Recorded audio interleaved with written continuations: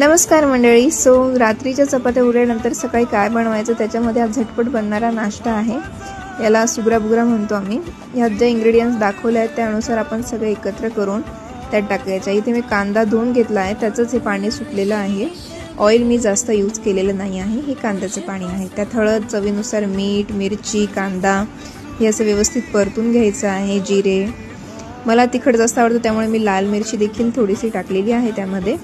परत त्याला थोड्या वेळ वाफवून घेतल्यानंतर 5-10 मिनटं कांदे व्यवस्थित शिजले की आपण त्यांना पुन्हा एकदा चाळून घेणार आहोत. त्याचबरोबर नंतर आपला हा भुगा जो आहे आपण त्यामध्ये टाकणार आहोत. त्यालाही खालीवर चाळून घ्यायचं आहे व्यवस्थित. एकजीव केल्यानंतर त्यालाही पुन्हा एकदा आपण ह्यामध्ये मी आता एक थोडीशी साखर घालणार आहे. तुम्हाला आवडत असेल तर ऑप्शनल आहे, साखर तुम्ही टाकू शकता. कोथिंबीर वगैरे टाकल्यानंतर छान असं सर्व करून घ्या. झाला झटपट नाश्ता तयार.